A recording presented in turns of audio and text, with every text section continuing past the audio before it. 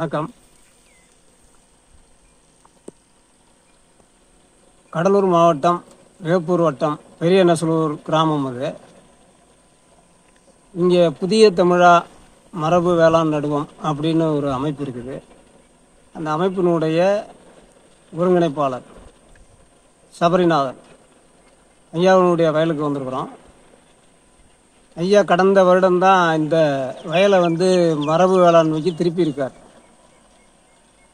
அவருக்கு நிறைய நிலம் இருக்குது.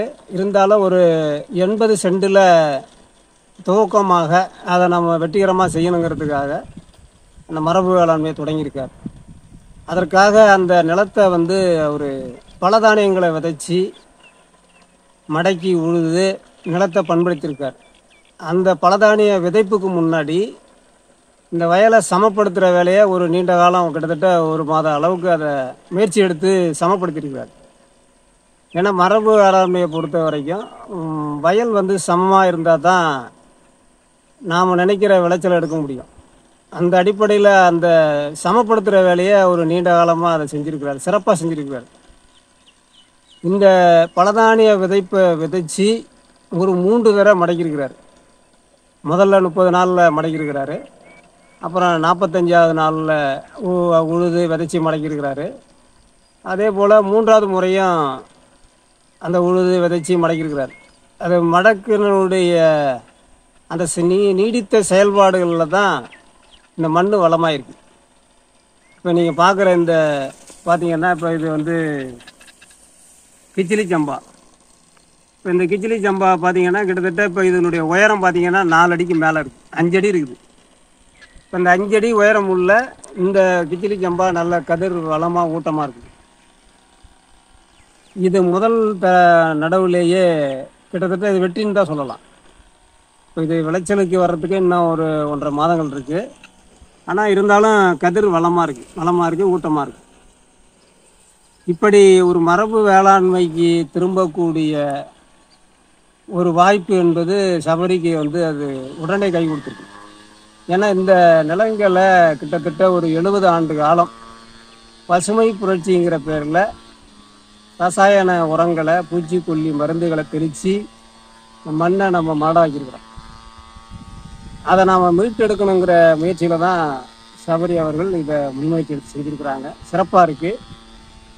அவருடைய அந்த இதை பராமரிக்கிற விதம்ங்கிறது சிறப்பாக இருக்குது. நான் பார்த்த வகையில் பார்த்தீங்கன்னா இப்போ எங்கள் பக்கத்தில் ஒரு கிணறு இருக்குது. அந்த கிணறுல வர்ற ஊறக்கூடிய தண்ணியை தான் இதுக்கு கொடுக்குறாரு. பிறகு இதில் பார்த்தீங்கன்னா அந்த இடுபொருள்லாம் பார்த்தீங்கன்னா பஞ்சகவியா, மீன் அமிலம், தேமோர் கரைசல், அமுத கரைசல் எல்லாமே அவர் செய்கிறார். அதற்காக அந்த வேலைகளை சிறப்பாக அவங்க குடும்பத்தில் இருக்கிற குழந்தைகள், மனைவி எல்லாமே, அவங்க அப்பா எல்லாமே அதை ஒரு குடும்பத்தோடு செய்கிறாங்க. அதை ஒரு மன நிறைவோடு தான் செய்கிறாங்க. இப்போ இந்த வயலை சுற்றி பார்த்தீங்கன்னா இதில் மஞ்சள் பூ பூக்கக்கூடிய அந்த கேந்தி பூலாம் வச்சுருக்கிறாங்க. ஏன்னா அந்த மஞ்சள் நிற பூ என்பது வெளியிலேருந்து வரக்கூடிய பூச்சிகளை கவர்ந்து விட்டுரும். அது அந்த செடியோட அதனுடைய வாழ்க்கை காலம் முடிஞ்சிடும், அது பயிருக்குள்ளே போகாது. அப்படி ஒரு ஏற்பாடு நம்ம முன்னோர்கள் அதெல்லாம் செஞ்சுருக்கிறாங்க. இதுக்கு முன்னாடிலாம் பார்த்தீங்கன்னா நம்ம முன்னோர்கள் வயலை சுற்றி கொட்டமுத்து பயிரெலாம் வச்சுருப்பாங்க, சோளப்பயிர் வச்சுருப்பாங்க. அந்த வயல் முழுக்க பார்த்தீங்கன்னா உளுந்து, தட்டைப்பயிறு இது மாதிரிலாம் வச்சுருப்பாங்க, காராமல்லாம் வச்சுருப்பாங்க. எதுக்காகன்னா அதெல்லாம் மஞ்சள் நிற பூ வரக்கூடிய செடிகள். இப்போ அது என்ன பண்ணோம்னா உள்ளே நாம் வைக்கக்கூடிய முதன்மையான அந்த பயிரை பாதுகாக்கிறதுக்கான ஒரு வேலி, பாதுகாப்பு வேலி. இப்போ இந்த கொட்டமுத்து செடியை தாண்டி தான் உள்ளே சோளத்துக்கு பூச்சி வரும். அந்த பூச்சி சோளத்தை தாண்டி தான் அப்புறம் உள்ளே பார்த்தீங்கன்னா அந்த வரப்பு பயிரில் இருக்கக்கூடிய கேந்தி பூவாக இருக்கட்டும், இப்போ அந்த தட்டைப்பயிர், காராமணி இதெல்லாம் வரும். இதெல்லாம் வந்துட்டு தான் வயலுக்குள்ளே வரும். அப்போ அதுக்குள்ளே பார்த்தீங்கன்னா இதனுடைய உணவை தாண்டி அதன் உணவு தேடல் உள்ளே வரத்துக்குள்ளே இது விளைஞ்சிரும். அப்படி ஒரு அற்புதமான நடைமுறையை நம்ம முன்னோர்கள் வச்சுருந்தாங்க. இப்போ அதில் ஒரு முயற்சியாக தான் இவர் இப்போ இந்த கேந்தி பூலாம் வச்சுருக்கார். நல்லாயிருக்கு. இப்போ இந்த பூச்சி கீச்சி எதுவுமே இல்லை. இப்போ இந்த கேந்தி பூ வரப்பு பயிர் வைக்காத நிலங்களில் பார்த்தீங்கன்னா இதில் பூச்சி என்ன பண்ணும்னா இதில் இந்த கதிரில் என்ன பண்ணோம்னா உள்ளே குருத்து பூச்சிங்கிற பேரில் தண்டை வெட்டிடுனா இது பூரா வெள்ளைப்பூவாக மாறிடும். ஏன்னா பல இடங்களில் பார்க்கலாம், இந்த ரசாயன வயல்களில் போய் பார்த்தீங்கன்னா ஒரு 50 விழுக்காடு எல்லாமே அந்த வெள்ளைப்பூவாக தான் இருக்கும். ஆனால் இயற்கையில் வரும்போது தான் அந்த இப்போ நம்ம வெள்ளைப்பூங்கிற கூடிய இந்த இது அந்த பூச்சி தாக்குதல்ங்கிறது குறையும். அப்போ அந்த வகையில் இது சிறப்பாக இருக்குது. இங்கே இப்போ அந்த வயல் முழுக்க பார்த்தீங்கன்னா எங்கேயுமே அந்த பூச்சி கிடையாது. இல்லை இப்போ நீங்கள் வந்து இந்த மரபு வழி வேளாண்மையில் மரபு நெல் வந்து இப்போ கிச்சிலி சம்பா போட்டிருக்கீங்க, நல்லா இருக்குது. இப்போ இது வருவதற்கு முன்னெடுப்பதற்கு என்ன காரணம், எப்படி உங்களுக்கு விழிப்புணர்வு வந்துச்சு, விளக்க சொல்லுங்க. இப்போ நம்ம வந்து இந்த தொழில்நுட்ப கல்லூரியில் படிச்சுட்டு வெளிநாடு போய் கொஞ்ச நாள் வேலை பார்த்துட்டு இருந்தோம். விவசாயத்தை வந்து அப்பா தான் பார்த்துட்டு இருந்தார். பார்த்துட்டு இருக்கும்போது பார்த்தீங்கன்னா நம்ம மரபு வழி விவசாயத்தை பண்ணணும்னு சொல்லிட்டு ஆர்வம் வந்தது. எப்படின்னா சிங்கப்பூரில் இருக்கும்போது பார்த்தீங்கன்னா தூய்மையானது எல்லாம் சிங்கப்பூரில் வந்து சுலபமாக கிடைச்சிது. ஆனால் இங்கே வந்து பார்க்கும்போது ரசாயனமாக நமக்கு கிடைக்குது. சிங்கப்பூரில் எப்படி வருதுன்னு யோசிக்கும் போது பார்த்தீங்கன்னா நாட்டில் இங்கேருந்து நிறைய பேர் செஞ்சு வெளிநாடுகளுக்கு உள்ளவங்க வாங்கி சாப்பிட்றாங்க, நம்ம நாட்டில் உள்ளவங்க அதை விரும்ப மாட்டாங்க அப்படிங்கிறத நம்ம தெரிஞ்சுக்கிட்டோம். தெரிஞ்சுட்டு இப்போ சிங்கப்பூர்லாம் பார்த்தீங்கன்னா அங்காடிகளில் பேரங்காடிகளில் போய் பார்க்கும்போது சாதாரண அரிசி பார்த்தீங்கன்னா ஒரு 5 வழினா நம்ம பாரம்பரிய அரிசி வந்து 10 வழி 1 மடங்கு உயர்ந்து கொடுக்குறாங்க. ஆனால் இங்கே வந்து நம்மளால் செய்ய முடிகிற இடத்துல அதை வாங்கி சாப்பிட மாட்டாங்க மக்களும் அப்படிங்கிற ஒரு ஆர்வம் வந்துச்சு. அது தேடல் வரும்போது பார்த்தீங்கன்னா இப்போ முகநூலில் வந்து பெண்ணாடம் பக்கத்தில் இருக்க முருகன்குடி கரும்பு கண்ணாசனுடைய ஒருங்கிணைப்பாளர் கீழே நீங்கள் கரும்பு கண்ணாசன் எல்லாம் பேசுனது வந்து வீடியோவை நம்ம பார்த்தோம். செந்தமிழ் மரபு வழியை நம்ம தொடர்ந்து பார்த்துட்டே இருக்கும்போது ஒரு நாள் அவரை நேரடியாக சந்திக்கணுங்கிற ஆர்வத்தில் அவரோட எண்ணெய் நீங்கள் போட்டதை வச்சு கரும்பு கண்ணாசன்கிட்ட பேசணுன்னு பேசும்போது அவர் என்ன சொன்னார், நீங்கள் ஊருக்கு வாங்க, ஊருக்கு வந்தீங்கன்னா அங்கே உள்ள சூழ்நிலைக்கு தகுந்தவாறு நீங்கள் பண்ணிக்கலாம் அப்படின்னாரு. இது ரொம்ப நாளாக இது வந்து செய்யணும்னு ஒரு ஆர்வம் இருந்துச்சு. இருந்தாலும் வெளிநாட்டு ஆசை நமக்கு வந்து சம்பாதிக்கணுங்கிற எண்ணத்திலே அப்படியே ஓட்டியாச்சு. அப்புறம் கொரோனா காலங்களில் நம்ம ஊருக்கு வர சூழல் வந்து 1 வருஷம் இருக்கும்போது கரும்பு கண்ணாசன் விருதாசலத்தில் நேரடியாக நீங்கள் ஒரு கூட்டம் போடும்போது சந்திக்க நேரிட்டுது. அவர்கிட்ட பேசும்போது அவர் என்ன ஒரு என்னன்னு மாதிரி பெரிய நெசல் வரும்னு பக்கத்து ஊர் தானே வாங்க பண்ணலாம் அப்படின்னு சொல்லிட்டு ஒரு ஆலோசனை கேட்டோம். அதுக்கப்புறம் வேப்பூரில் கூப்பிட்டு ஒரு கலந்தாய்வு போட்டு அப்புறம் உங்களுடைய பயிற்சி பட்டறைக்கும் வந்து நம்ம நேரடியாக நீங்கள் பயிற்சி கொடுக்கும்போது வந்திருக்கோம், சில நாட்கள் வந்திருக்கேன்.